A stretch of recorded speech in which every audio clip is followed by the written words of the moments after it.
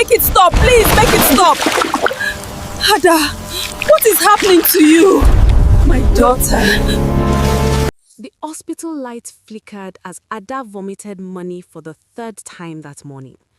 Wet naira notes splattered across the floor, mixed with blood and something darker that smelled like rotten eggs and burnt rubber. The nurses screamed and backed away, covering their noses. One of them made the sign of the cross repeatedly, her hand trembling. Ada's mother collapsed against the wall, her wrapper falling loose as her legs fell beneath her. And outside, December rain fell like judgment, heavy and unforgiving, washing the streets of Lagos clean, while Ada's inside... Make it stop, please, make it stop! Ada, what is happening to you? My daughter. Make it stop, please, make it stop! Ada, what is happening to you? Everything, simply because she was beautiful. Before we... Ada, what is happening to you? My daughter. Ada, what is happening to you? My daughter. Ada, what is happening to you? My daughter. Ada, what is happening to you? My daughter. Ada, what is happening to you? My daughter. Ada, what is happening to you? My daughter. Ada was 22 years old and dangerously beautiful. The kind of beauty that made married men forget their vows in church and young boys stammer when they passed her on the street. She had smooth, dark skin that glowed even without filters, a body that curved in all the places Instagram celebrated, and eyes that could convince a man to empty his bank account with just one look. She knew it. She used it. She worshipped it like some people worship God. She lived in a small room in Surulere with her two friends, Chioma and Blessing. The room was cramped, with one bed they shared, a standing fan that only worked when it felt like it, and a small mirror that had seen more makeup than a Nollywood set. But they didn't let that stop them. The three of them called themselves the Glow Girls because they believed they were destined to shine brighter than everyone else around them. Their Instagram pages told a different story from their reality. Borrowed luxury cars, hotel lobbies they entered only to take pictures and leave before security noticed, rented designer bags, makeup tutorials filmed in bathrooms that weren't theirs. They had mastered the art of looking expensive while being completely broke. But Ada was tired of pretending. She was tired of sharing one plate of rice among 3 people and calling it a diet. Tired of wearing the same wig 3 different ways and hoping nobody noticed. Tired of walking past boutiques and only window shopping. Tired of men who promised heaven and delivered hell. She wanted the real thing. The real money, the real cars, the real power that came with wealth. December was approaching. And in Lagos, December meant one thing: opportunity. It was the season when men had bonuses, when politicians shared money to buy votes for the next election, when big boys threw parties every weekend, when a girl with the right look and the right connections could change her entire life in one night. December was when poverty went on break and money walked the streets looking for somewhere to land. This December, we're not playing, Ada announced one evening as they sat on the bed painting their nails with cheap polish that smelled like petrol. I'm tired of managing. I'm tired of seeing other girls my age driving their own cars while I'm trekking under this hot sun. I want respect. I want people to look at me and know I've arrived. Chioma nodded eagerly, blowing on her wet nails. Me too. I'm tired of men promising me heaven and giving me transport fare. This December, we collect or we go home. Blessing, the quietest of the 3, looked up from her phone. You girls are not serious, but me, I'm with you. Let's find these rich men and collect what is rightfully ours. After all, we're using our beauty. That's our investment. They made a pact that night, sealing it with cheap gin one of Chioma's boyfriends had left behind. Each of them would find at least 3 men before Christmas. Not just any men, big men. Men with money, influence, and most importantly, men who gave without asking too many questions. Men who understood that beauty had a price and were willing to pay it. Ada's first catch came faster than she expected. His name was Alhaji Musa, a politician with a round belly that announced his wealth before his mouth did. He had 3 phones, 2 wives he never mentioned, and a taste for young girls that made him frequent the lounges in Victoria Island every Thursday night like clockwork. He saw Ada's dreams along a particularly crowded Thursday night. She was wearing a red dress she'd borrowed from a girl down the street, and she'd positioned herself perfectly under the purple light that made her skin look like polished bronze. Alhaji Musa sent his driver to call her over. Ada made him wait 5 minutes before she walked to his table. She had learnt that men value what comes not too easy. "You are very beautiful," he said in Hausa accented English, his eyes traveling over her body without shame. "Thank you," Ada replied, sitting with practiced elegance. "What do you do?" "I'm into business," she lied smoothly. It was her standard answer. He smiled, showing a gold tooth. "What kind of business?" "The kind that requires investment," she said, holding his gaze. He laughed, a deep belly laugh that shook his whole body. He liked her. Within 1 week, Alhaji Musa had cleared her 3 months' rent arrears and sent her 50,000 naira for upkeep. He didn't ask her to do much, just be available when he called, look good, and keep quiet about his wives. Ada felt powerful for the first time in her life.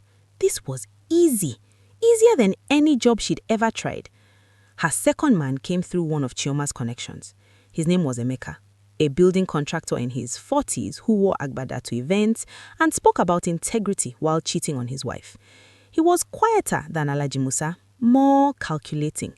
He bought Ada a new iPhone 13 Pro Max and promised to help her start a hair business. Ada smiled and played along, knowing she had no intention of starting any business. She just wanted the money. The business talk was for his conscience, not her future. By mid-December, she had added a third man to her roster, a club owner named TJ. He was younger, flashier, and more reckless with cash than the others. He wore designer everything, drove a Mercedes G-Wagon that was probably on loan, and gave Ada access to VIP sections in all his clubs. TJ liked to be seen with beautiful girls. It was good for business, he said. So Ada became his favorite accessory. He gave her money for hair, nails, clothes, and she posted every moment online. Her followers increased from 800 to 5,000 in 2 weeks. Random girls started calling her goals in the comments. Men she'd never met sent messages offering trips, dinner, anything to be associated with her. But inside, late at night when the phone stopped buzzing and the men went home to their real lives, Ada felt hollow, empty, like she was playing a character in a movie that would end badly. She ignored the feeling. Hollow was fine as long as it came with designer bags and alert notifications. Then, one Friday night, everything shifted in a direction she would never recover from. Ada and her friends went to a rooftop party in Lekki Phase 1. The invitation had come from one of TJ's friends, and the dress code was expensive or don't come. They wore their best borrowed outfits, practiced their fake laughs, and arrived fashionably late. The party was exactly what they expected. Loud music that made your chest vibrate. A crowd of people pretending to be richer than they were. Bottles of champagne being sprayed more for the videos than the taste. Girls twerking for attention. Men throwing money in the air like they printed it themselves. Ada was in her element. She danced, posed for pictures, collected phone numbers, and mentally calculated how much money she could extract from the night. That's when she met him, Brother Zeno. He was standing alone near the railing, away from the crowd, watching everything with eyes that seemed to see more than they should. He was tall, well-dressed in a black kaftan that looked expensive, but not flashy. And he had the kind of face that was hard to remember clearly, even while you were looking at it. He didn't dance, he didn't drink, he just watched. When he finally approached Ada, she felt a strange chill run down her spine despite the Lagos heat. The air around him felt different, colder, heavier. "Good evening," he said, his voice smooth like oil poured on water. "I've been watching you." Ada smiled, falling into her practice routine. She was used to that line. Every man at every party said some version of it. "I'm sure you have," she replied with a flirtatious tilt of her head. But he didn't smile back. His face remained calm, almost bored. "I've been watching all 3 of you, actually." Chioma and Blessing, who had been dancing nearby, stopped and moved closer, sensing something unusual. "Okay," Ada said slowly, her smile fading slightly. "And end." Brother Zeno looked at each of them in turn, his gaze lingering just a second too long to be comfortable. "I have something that could change your lives, all 3 of you." Blessing raised an eyebrow. "We've had that before." "Not from me," he said simply. I don't deal in promises. I deal with results. Chioma crossed her arms. What kind of results? Money, he said flatly. Real money, not the small change you are collecting from these small boys here. I'm talking about wealth, the kind that makes you untouchable, the kind that makes other girls bow to you, the kind that ends this December with you richer than you've ever imagined. Ada's heart began to race. This was the opportunity she had been waiting for. This was the breakthrough. And what exactly do we have to do? She asked, trying to sound casual, even though every nerve in her body was alert. Brother Zeno reached into his kaftan and pulled out 3 small black cards. He handed one to each of them. The cards had only an address written in gold lettering. No name, no phone number, just an address in Ikeja. Meet me tomorrow evening at this location, he said. Come alone or come together, your choice. But come ready to receive what you've been asking for. Asking for? Chioma repeated. We didn't ask you anything. Brother Zeno smiled for the first time. Didn't you? Every time you complained about being broke, you were asking. Every time you envied another girl's car, you were asking. Every time you said you would do anything for money, you were asking. I'm just the one who heard you. Then he turned and walked away, disappearing into the crowd so quickly as if he'd never been there at all. The 3 girls stood in silence, staring at the black cards in their hands. This one sounds like jazz, Chioma whispered, her voice shaky. Oi, big blessing, Blessing countered, though she didn't sound convinced. Ada stared at the gold address on her card. Something deep in her stomach twisted painfully, like a knot being pulled tight. Every instinct she had screamed at her to throw the card away, to forget this Brother Zeno, and to go home and be satisfied with her small wins. But another voice, louder and more seductive, whispered, what if this is it? What if this is your only chance to escape poverty forever? What if you let this go and regret it for the rest of your life? She tucked the card into her bra. She said, we are going. That night, Ada couldn't sleep. She lay on the bed between Chioma and Blessing, staring at the ceiling while the standing fan wheezed warm air across the room. Outside, Lagos hummed its usual night sounds. Generators, distant music, the occasional shout, car horns, life continuing regardless of her anxiety.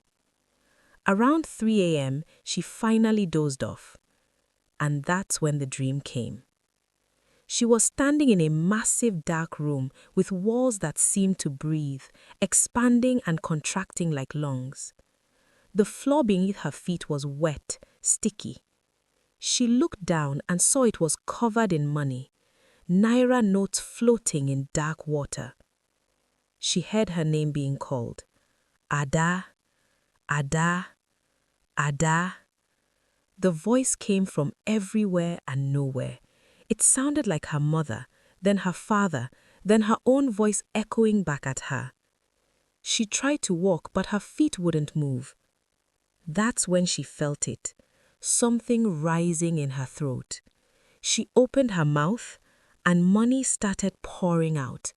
Endless wet naira notes, covered in slime and blood, choking her as they came. She couldn't breathe. She clawed at her throat, but the money kept coming, piling around her feet, rising like flood water. She looked into a mirror that suddenly appeared and screamed.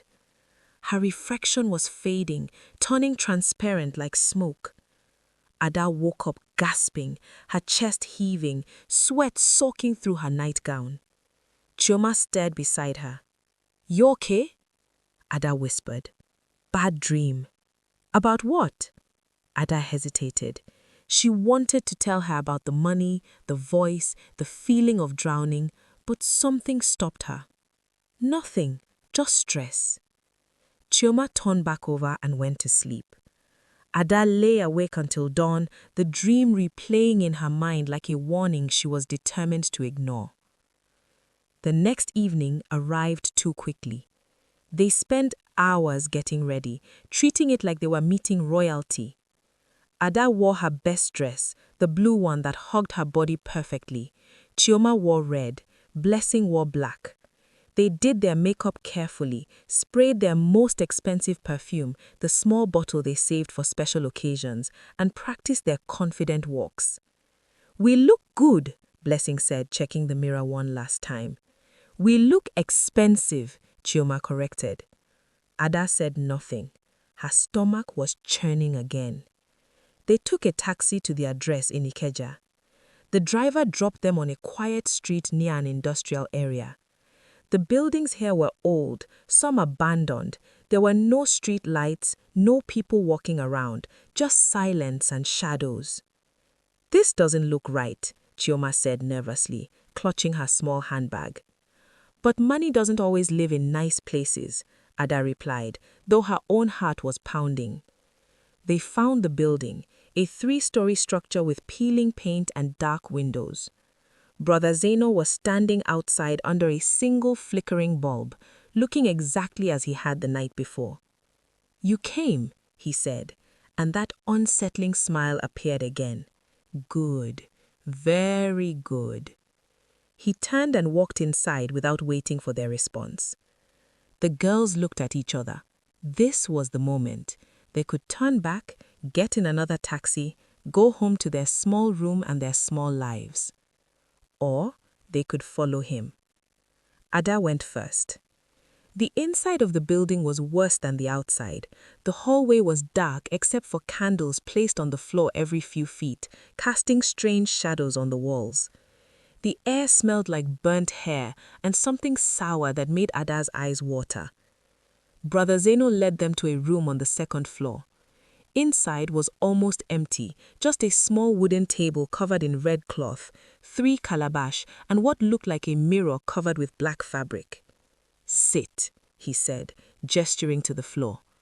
They sat, their expensive dresses touching the dusty concrete. Brother Zeno walked around them slowly, studying them like a merchant studying goods he might buy. "You want wealth," he said. It wasn't a question. "Yes," they answered in unison. "You want to stop struggling, stop begging, stop settling for small money from small men." "Yes."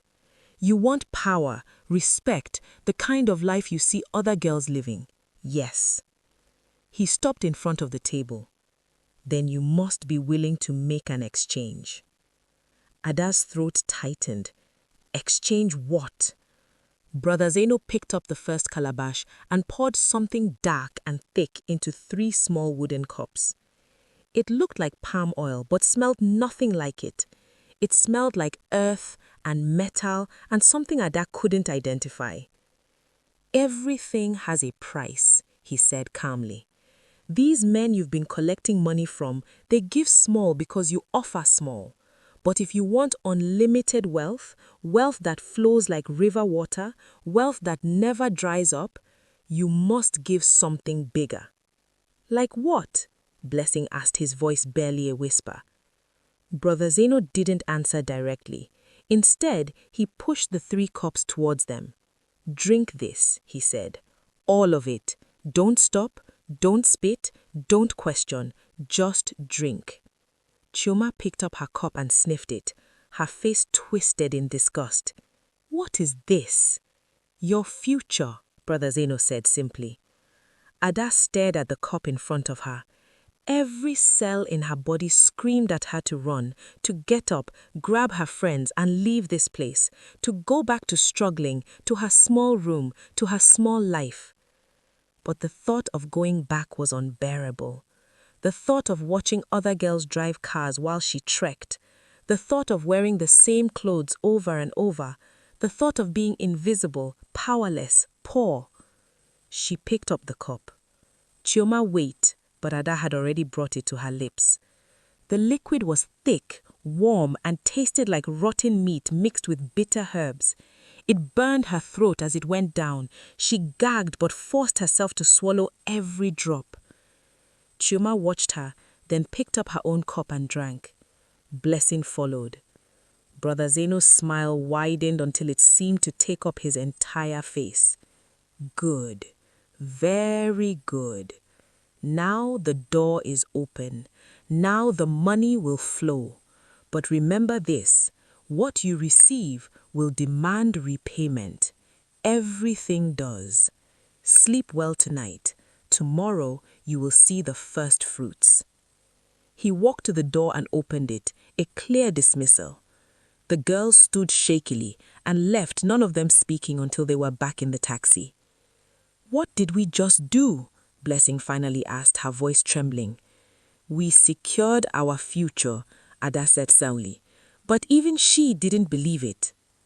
That night, none of them slept well. The next morning, Ada woke up feeling strange. Her body was heavy, like she'd been carrying cement bags in her sleep. Her mouth tasted like metal and something else she couldn't identify. Her phone was buzzing non-stop on the floor beside the bed. She picked it up. Alert, alert, alert, alert. Her heart stopped. Money. 50,000 naira from a number she didn't recognize. 30,000 from another strange number. 75,000 from someone named Chief. 100,000 from Big Sam. She sat up so fast her head spun.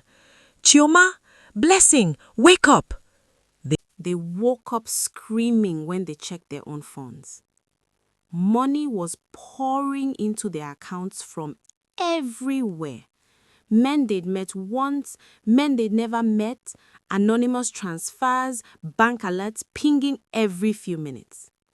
By noon, Ada had received over 400,000 naira. Chioma had gotten 300,000. Blessing 250,000. They screamed, they cried, they jumped on the bed until the neighbors banged on the wall telling them to shut up. "It worked," Blessing shouted, tears of joy streaming down her face. "It actually worked, we're rich." They went out that same day and shopped like they'd never shopped before. New wigs, the real Brazilian hair, not the fake ones they used to buy. New clothes from Actra boutiques, not Bend Down Select. New shoes, new bags, new everything. Ada bought herself a gold necklace just because she could. They took pictures and posted everything online. The comments came flooding in. "Goals! How did you do it, sis? Teach me your ways. You girls are winning." Men they'd ignored before started calling, begging for attention. Men they'd never met sent messages offering trips, dinner, anything to be associated with them. For 3 glorious days, they felt like queens. The money kept coming. Every morning new alerts, every evening more transfers. They didn't even know where it was coming from anymore and they didn't care. On the 4th morning, Ada woke up feeling sick. Really sick. Her stomach burned like she'd swallowed fire. She tried to stand but her legs were weak. She stumbled to the bathroom and knelt in front of the toilet. Then she threw up. But what came out wasn't food. It was money. Wet naira notes splattered across the floor, choking her, filling the toilet bowl. She screamed between heaves, her whole body convulsing. Chioma rushed in and froze when she saw what was happening. "Jesus Christ!" she screamed. But before she could do anything else, her own stomach lurched. She ran to the sink and began to vomit money too. In the main room, Blessing was already on the floor, surrounded by wet currency notes, crying and vomiting simultaneously. The neighbors heard the screams and began to bang on the door, but the girls couldn't stop. The money kept coming, pouring out of them like a curse they couldn't contain. By afternoon, they couldn't hide it anymore. Ada was found crawling on the street near a mechanic shop, unable to walk, vomiting money in front of shocked onlookers. People gathered, taking videos, screaming, praying, backing away in fear. Chioma was discovered in Balogun Market, spinning in circles like someone possessed, throwing blood-stained naira notes into the air while laughing and crying at the same time. Blessing was on Third Mainland Bridge, clutching wet currency to her chest like a baby, refusing to let go, screaming at anyone who came close. "Don't take my baby! Don't take it! He gave it to me! It's mine!" The police were called, pastors arrived, imams came, traditional healers showed up with herbs and incantations. Nothing worked. The girls were taken to 3 different hospitals, and the same thing happened at each one. Nurses screamed when they saw what was happening. Doctors couldn't explain it. The money kept coming, pouring out with blood and bile and something dark that no one wanted to identify. Ada's parents were called. Her mother nearly died from the shock. Her father, a retired teacher who'd spent his life working honestly, wept openly when he saw his daughter's condition. "What did you do?" her mother cried, holding Ada's weak body. "What did you do to yourself?" Ada could barely speak. Her lips were cracked, her eyes sunken in. She looked like she'd aged 10 years in 4 days. "We just wanted to shine, Mama," she whispered. "We just wanted what other girls had." Her mother sobbed harder. The hospital room smelled like decay. Other patients were moved to different wards because the stench was unbearable. The money that came out of Ada wasn't clean currency. It was rotting, covered in slime that seemed to move on its own, marked with symbols no one could read. On the 5th day, Ada stopped vomiting, but only because there was nothing left inside her. She lay in the bed, hollow, her skin hanging loose on her bones. The doctor said she was stable, but something had fundamentally changed in her body. She could barely eat. When she looked in the mirror, she didn't recognize herself. Chioma was in the psychiatric ward, still spinning sometimes, still laughing that terrible laugh. Blessing had gone completely silent. She was taken back to her village, where her grandmother cared for her. She sat by the window every day, staring at nothing, occasionally clutching an invisible bag to her chest. The videos had gone viral across Nigeria. #money-vomiting-girls trended for days. Pastors used them as sermon illustrations, parents warned their daughters, internet comedians made skits. But nobody knew the full story. Nobody knew about Brother Zeno. Until one night, when Ada was finally alone, he appeared in her hospital room. She wasn't surprised. Somehow, she knew he would come. He stood at the foot of her bed, looking exactly the same, not a wrinkle on his kaftan, not a hair out of place. "You look terrible," he said casually, as if commenting on the weather. Ada's voice was hoarse. "What did you do to us?" "I gave you exactly what you asked for. Money. Unlimited money. Did it not come?" "You cursed us." Zeno shook his head. "No. You cursed yourselves. I simply opened the door you were already knocking on. You wanted wealth without work, power without price, shine without substance. The universe gave you what you demanded, but you forgot that everything was balanced. You received, now you must give back." "Give back what?" Ada whispered, though she already knew the answer. Zeno smiled that terrible smile. "Everything. Your health, your sanity, your future, your peace. Money doesn't flow from nothing, Ada. It flows from somewhere. And what flowed into you came from a very dark place. Now it wants to return home and it's taking pieces of you with it." Tears streamed down Ada's hollow cheeks. "Please, make it stop. I'll give back all the money. I'll do anything." "It's too late for that.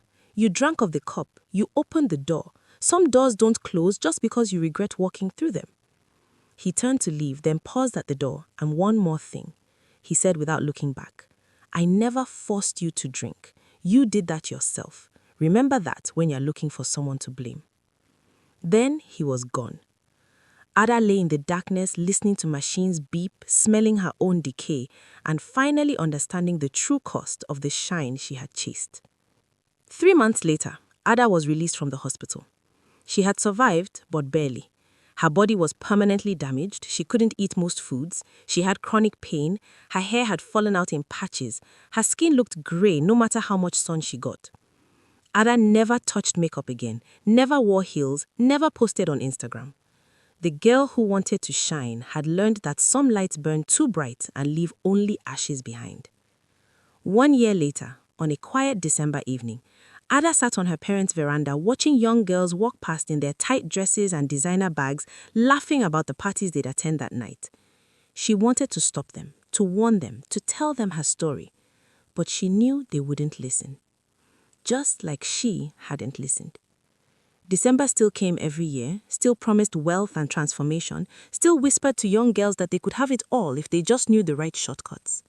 And every December, some of them would believe it, just like she had. Ada pulled her wrapper tighter around her thin body and went inside, leaving the girls to their dreams and their delusions. She had learned her lesson. Some of them would have to learn theirs too.